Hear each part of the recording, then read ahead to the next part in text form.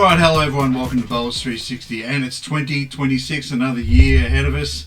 And it's a Friday, and as usual on a Friday, we're joined by Lee the Lord Such. G'day, Such. Happy New Year, Simon. Happy New Year to everyone out there. Thank you very much. Yeah, how you going? Yeah, not too bad. Yeah, we're past the halfway mark now, aren't we? Yeah. With the little sneaky last round in before we had the Christmas break. So we're pretty much going to find out where things are at in a couple of weeks, I think. Yeah, energized. So, You ready to go? ready to go. Ready as I'll ever be.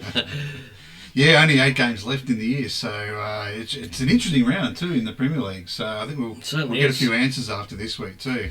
Well, three games in January too, which we don't normally get. Probably normally only get about one or two normally. So no, I think we're done by mid-March, I think, this time. So It is, we're going to know by the end of the month sort of who's in and who's out. It will be, yeah, it'll be interesting. All right, let's have a look at the games. First up, we'll go to the Mount Lawley Bassendean game. I haven't got the teams, well, the teams aren't entered in Bowls Link yet for Mount Lawley, so I don't know about their changes. They might have one, I think, I'm not 100% sure. For Bassendean, David Rhodes is out.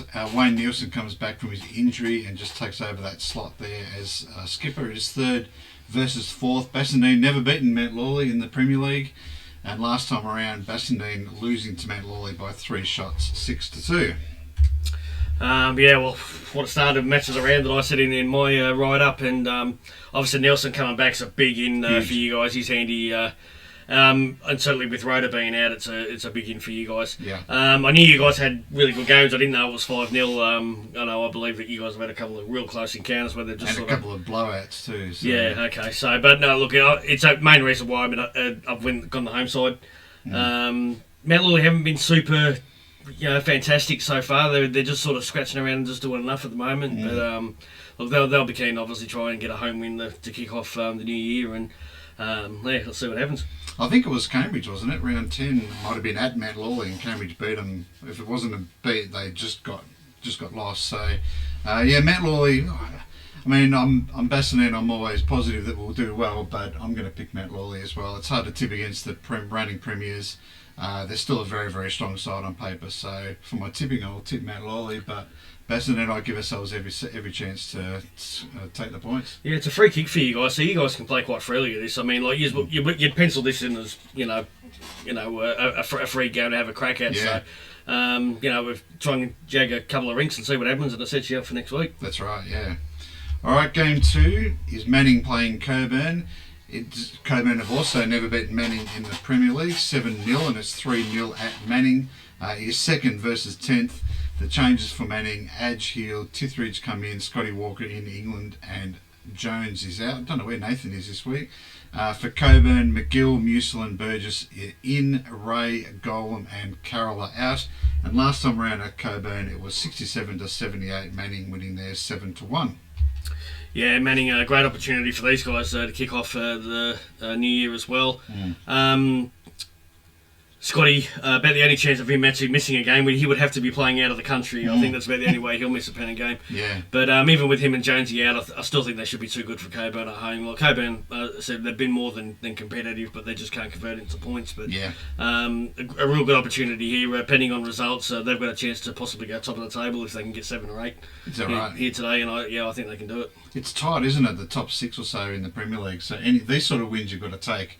Manning, I think, will get the job done, as you say, pretty easily against Coburn, who have done well, but just look to be a little bit below those top teams. So Manning for me here. Yeah, well, the top two sides are both away, so should they get beaten, Manning can get 7 or 8. Yeah, they can go to the top. Right.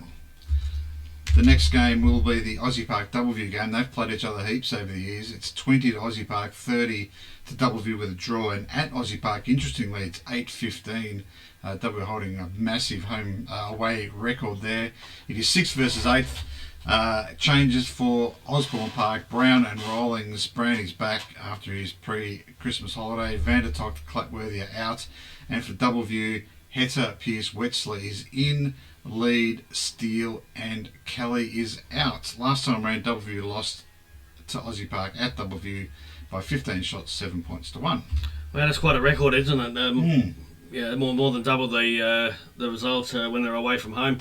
Aussie Park, I suppose the break couldn't come quick enough for them to finish off the year, and this is big for them straight away. Huge, They come out and lose this, they're going to find themselves probably 15, 16 points then out of the 4, and That'll be some effort to try and get back into it. So this is a danger game. This obviously WU I think they're pretty much the writings on the wall for them. I think the challenge game is pretty much the best they can hope for, unless they pretty much clear the sheet. But look, I've just got Aussie Park. I was nearly going to go an upset, although with those stats you wouldn't call it an upset. But Aussie Park, they made a few internal changes, but let's see what they can do. We've got them, but not with a super lot of confidence. In a different sort of way, this is it's a match of the day in a different context because, as you say, Aussie Park were horrible leading up to Christmas, so they need to turn their season around. Doubleview, we saw it last year.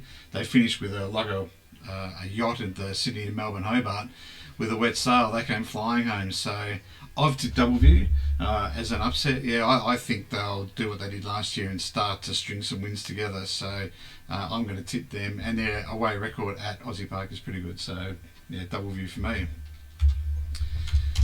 Sorrento playing Leeming. They've only played each other the once in the Premier League. Sorrento winning that game. It is 7th versus 9th.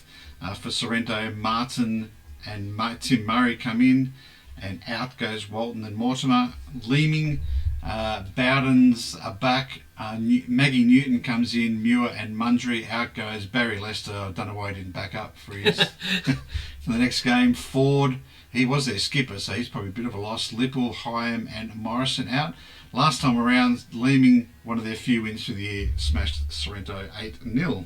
Yeah, Sorrento, they started very well last year, and looking like there could have been a chance this year of really pushing for finals, and then that debacle sort of happened sort of late towards the towards the end of the year, and they haven't won a game since, and they've got to win this. They're obviously still not completely out of the mix, but if they lose this, then I think it's pretty much written on the wall that they're going to be trying to play for a challenge game. I still think they should be far too good for leaving, even with the players that have departed. Yeah. I think they should still get them quite comfortably. Yeah, I'll be picking Sorrento as well. If it was at Leeming, I'd be picking Leeming again. But at Sorrento, I think they should just have enough cattle there to get the job done. But I think it'll be quite close. I wouldn't be surprised if Leeming win a couple of rings, but Sorrento there in that one. And finally, we have the Cambridge-South Perth game. Again, old rivals here. 15-18 and 1 draw. At the venue, it is 8-all. Cambridge is 5th versus 1st. South Perth heading the top of the table at the moment. No change at Cambridge. And Paul Davies, a welcome addition back to South Perth. Tom Antonio's out. And last time around at South Perth, it was 6-2 by 16 shots to South Perth. Wouldn't we love to see Brewster versus Blake here? That'd be an absolute ripper. Probably, I think, if I'm not wrong, I think they could be the top two skippers. I think, yes. Or pretty close to it. Yep. Look, what a beauty this is going to be. South Perth, again, top of the table. They can give this a free kick.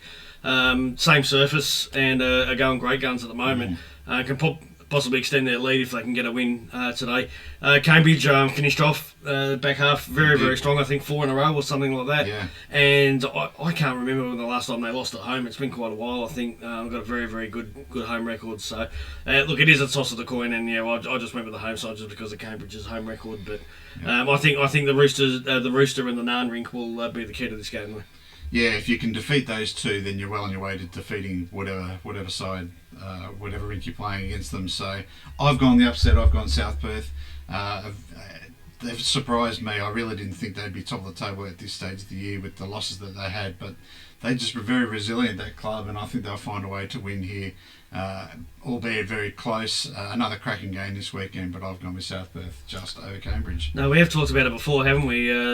Back a few years ago when they did have that exit and they made the grand final. So yeah. I think it just shows just the depth that they have got. They do have that sort of squad of about 20 odd that are really up to the standard. So no, look. This will be a cracking game. I wish it was a Friday night, actually. Would have been going to go and watch. Yeah, for sure. All right, that winds us up for today. Let's have a quick look at the tips that we've had here. Sachi, after round 10, we went the same tips here. So 4 each. Matt Lawley with that surprise loss. It wasn't Cambridge. I can't remember who beat them in game 1. Someone did. And so we are 29-31. I'm holding a 2-shot lead there. And just a reminder of our round 11 tips. We've gone Matt Lawley, Manning and Sorrento the same, and Aussie Park W, Cambridge, South Perth as opposites. That brings us to a close today. Thank you once again for joining in. Best of bowls this weekend. And good luck to everybody out there in Bowls World. Thank you all, and we'll see you all next week. Bye for now.